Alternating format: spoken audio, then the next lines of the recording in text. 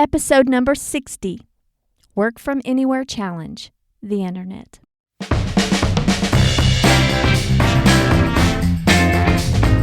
Hello and welcome to another episode of the Gayla Scrivener Show. I'm so glad you're here. Now, I'm recording this podcast as Robert and I are being nomadic, living out of our 1998 Jeep Wrangler, sleeping in our rooftop tent and seeing the sights of New Mexico, Arizona, and Colorado. In the last episode, number 59, Big Leap or Incremental Change, I shared my journey of how little steps along the way with a few big decisions allowed Robert and I to be traveling and working the way we are today. The choice to have a work-from-anywhere lifestyle, while it's rewarding to say the least, there are many challenges. But if you want something bad enough, you'll find ways to overcome the challenges that stand in your way, right? That's usually what happens. Now, typically, when you're used to going into the office each and every day, you may have your desk, your computer, and you're connected to the internet. No problem. Most people who seem to envy how Robert and I travel ask first thing, what about internet coverage? In today's episode, I thought I'd share how we deal with our never-ending saga of finding enough internet to work. For example, right now, Robert and I are in the Valley of the Gods in Utah. We have set up camp here at a free site on BLM land. We have a spectacular view of the natural monument right in front of us. We've decided to stay here for a day and enjoy the scenery. We do have some Verizon service right here, but not much. Sometimes we have as much as 3G and as little as 1X, whatever that means. All I know is 1X is barely enough to make a phone call. So today is dedicated to do light internet work. There's not really enough internet to really work efficiently, so the work is something different, and it entails mainly writing and recording, and Robert's going to be working up editing of pictures, podcasts, and video. Now, when traveling, there are a lot of creative ways to hook up to the internet. Your office space becomes very creative. Not every job allows you to be able to travel and hook up from anywhere, though. I have this cousin who works for a company who allows her to work remotely from home, which is great. But they have strict requirements on connectivity. She and her husband moved from living in a big city to living in a rural town. When they purchased their new country house, she wanted to make sure there was an internet connection that met her company's requirements. When she called the rural internet service provider, she was told that all would be well, and they proceeded with the purchase of their new home. Well, then, when they moved in and were getting the services all hooked up, things were not all good. She could get internet, but it wasn't at the connectivity rate and the strength that her company required. And that became a huge stressor for her because she thought she was going to lose her job because of it. And they had just purchased this house. In order to keep her job, she had found an office away from her home to fulfill the connectivity requirement, at least in the short term. It's not the ideal situation for her, but it works. She was told that later, don't know how long that later would be, that the service in her home would be upgraded, but for now, her temporary office situation will have to do. Now, she works for a company where she must keep very specific hours and be available and up and going during those specific hours. She wishes that she could be in her camper and work from anywhere, but for now, she's not able to. She does, however, have the advantage of living in a more rural area and not going into her corporate office every day. Remote work is possible for her, but it's not the work from anywhere lifestyle because of those stringent requirements. But to really enjoy work from anywhere, creating work that has the flexibility of when you work on projects is quite a lot to consider. That's pretty much the major thing. Because when you work from anywhere, you have to have some fluidity and flexibility because internet service is not always available. Early on, when Robert and I would travel in our RV, we didn't have a cell plan with a hotspot capability. At the time, we had Sprint service for our phone, and that took care of our phone. And then we bought a hotspot plan through Verizon and this little hotspot device, and that was the only thing that it did. And this was a plan that had a limited amount of data. I'd have to keep watch on the data usage all the time so that I wouldn't run over and get hit with expenses that I didn't plan for, nor did I want. The plans have changed a great deal in 8 years. There are still some that have a data cap, and you really have to watch on your usage. I remember that I was able to move back and forth between data plans of, I want to say I had 5 gigabytes. I think that's what it was. But then I was able to move it up to 10 or 15 and then back down again, depending on how much travel I was doing and whether I needed it or not. If I changed the plan before I went over my data limit within that month, I would not be stuck with overage costs. Gosh, thinking about it, 5 gigs today seems such a little amount. And it is, because, like I said, plans have certainly changed in the 8 years since I've started doing this. We couldn't, and we still don't, depend solely on our hotspot because there's data limits, and we want to conserve as much as we can. First, because we're limited in our data plan, and second, hotspots didn't work everywhere.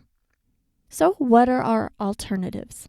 We travel to RV parks or campgrounds which provide Wi-Fi. You'd be surprised at how many campgrounds do have Wi-Fi included nowadays. Sure, privately owned campgrounds like a KOA will provide Wi-Fi access to attract folks like me who want that amenity.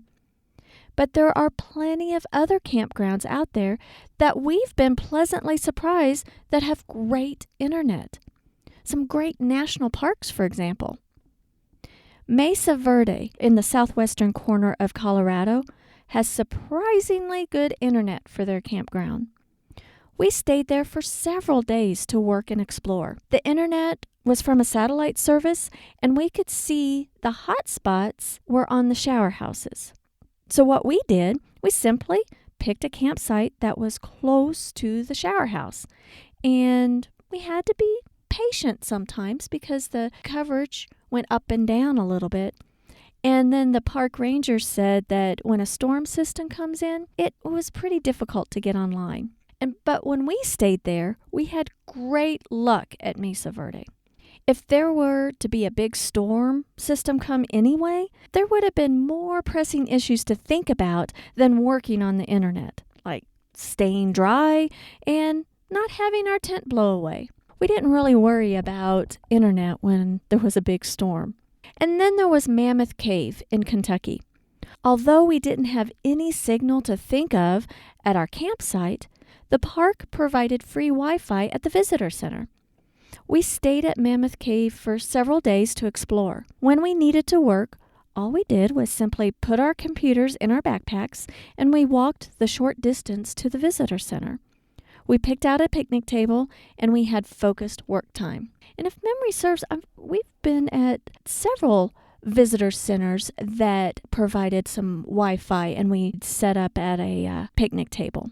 Now, when we were in Alabama for about, I want to say 3 months while we were living in our RV, we used the park's Wi-Fi. We bought this little Wi-Fi booster called Wi-Fi Ranger so that we could get a stronger signal. I know that technology has gotten much better since we bought our Wi-Fi Ranger, and currently, where we have our RV parked, we have no need to use it.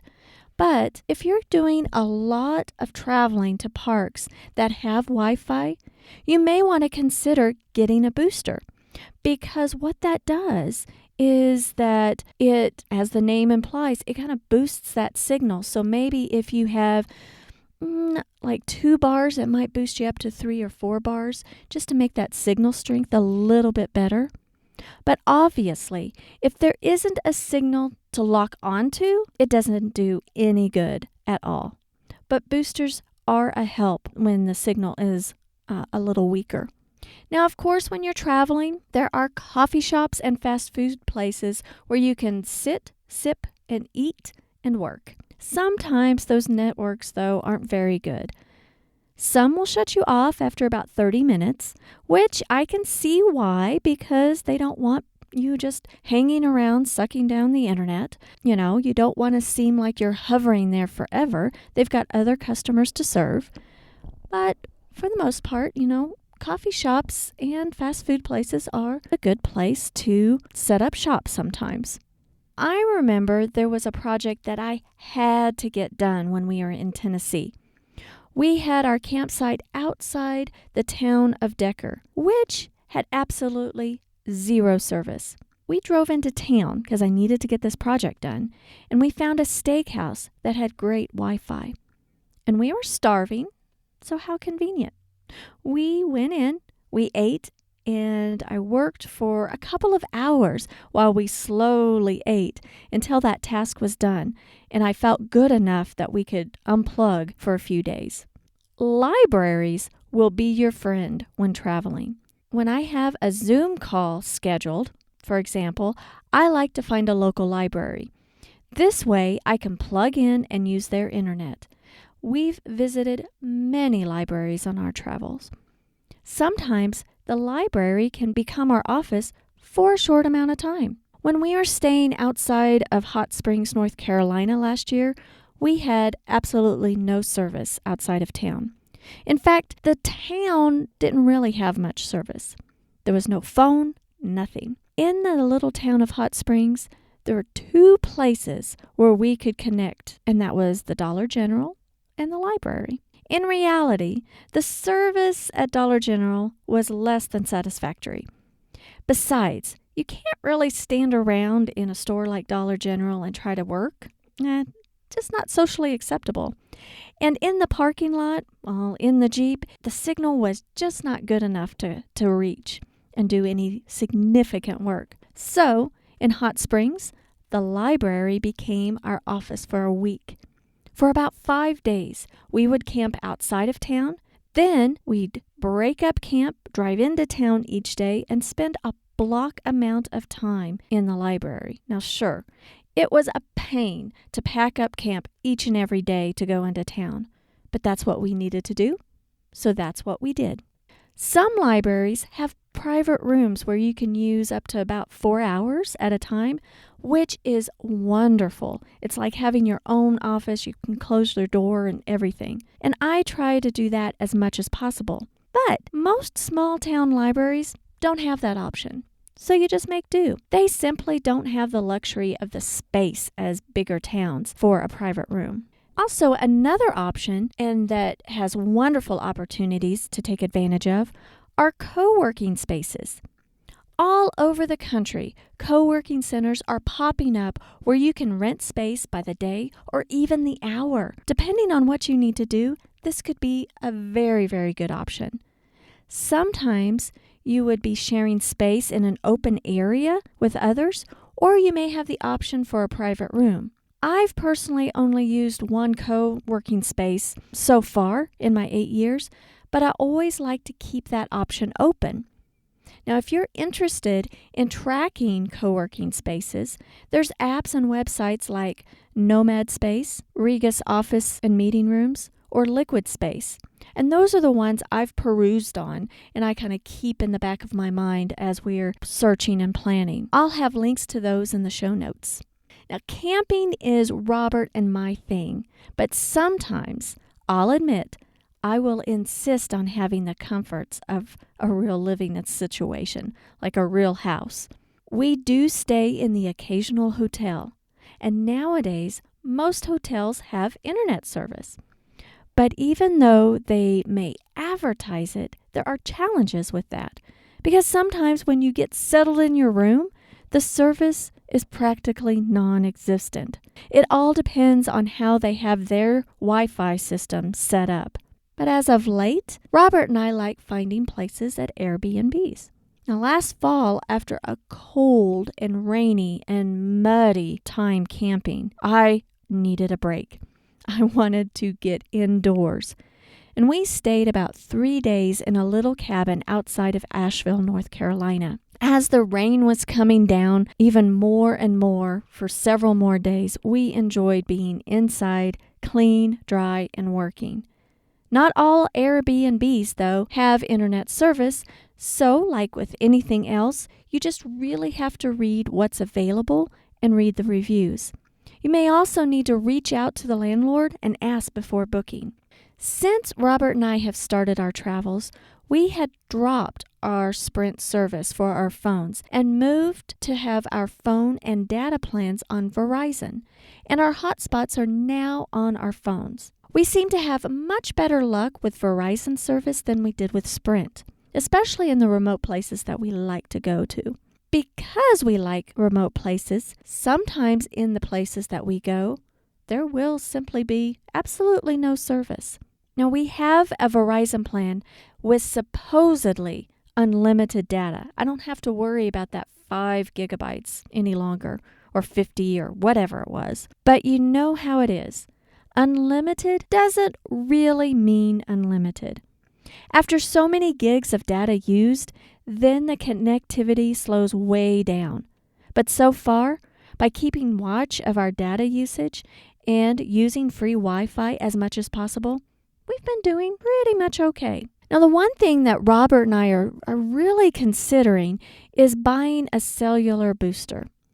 That is a different thing than our Wi-Fi Ranger that we have that I spoke about earlier. This is a device that will boost cell signal, not just Wi-Fi like the Wi-Fi Ranger. It's the cell tower signal. Now, we see those antennas on some semi-trucks, and they can run from as little as 150 all the way up. Now, the one that we're seriously considering is about $400. Now, we haven't made the investment yet, but we're seriously considering it. I'm here in the Valley of the Gods at the moment with this 3G extended service through Verizon, and it really limits what we can do on the internet here at the moment. So, we're wondering if we had that cell booster, if we could have enough signal to do more. For now, I guess we'll just have to wonder. Robert and I do our traveling here in the U.S., but what if you were going overseas? I don't have much experience in that area at all, but one of my clients, however, goes overseas and spends about a month or so in different countries. Last year or the year before, I can't remember, it was Berlin. This year it's Amsterdam. And she and her husband rent a loft for a month and depends on the internet services provided by the facilities in which they stay. And they don't use hotspots. But then there's the question whether you're here in the States or overseas, there's the question of the free public Wi-Fi and security. You always want to be careful when you access free public Wi-Fi. Don't do any banking or purchase transactions on a public access. No, don't do that at all. Be careful not to do anything that has sensitive data. We don't do anything with our clients with sensitive data on public Wi-Fi. But the client that I just mentioned about how she travels overseas, she had told me about using a VPN service called IPVanish. And she's using it on her trip this year. And so far, she's liking it.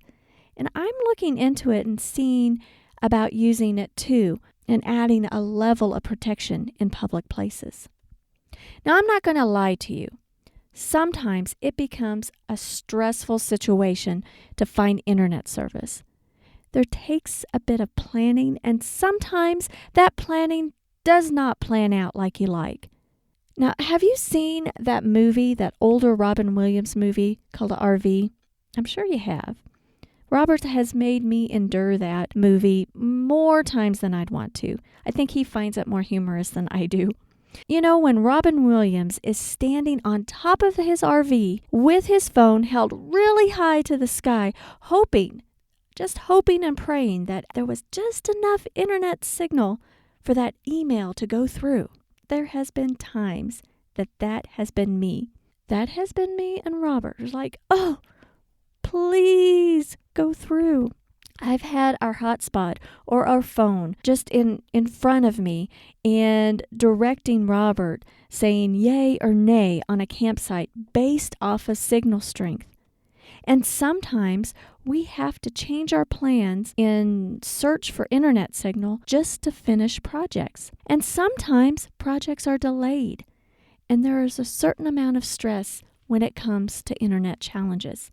And it's just something that kind of goes along with it. It doesn't always work out as smoothly as you'd like. Now, I'm much better in dealing with the challenges of internet connectivity than I was 8 years ago. 8 years ago, it stressed me out to the max. My stress level, although it's there still, is not nearly as overpowering, and I don't get nearly as anxious. It's a challenge, and it's almost a game to figure out how to plan and to work. Today is a writing and recording day. For Robert, it's editing podcasts and working up pictures and videos. We don't have much internet connection. We can get on social media a little bit, but to do anything really extensive, we can't. So we improvise. We're doing something else. We are trying to cram in as much non-internet work as possible so that when we go into town to the library tomorrow or the next day, we will utilize our time to its fullest and upload like crazy and work on client work that involves internet like crazy.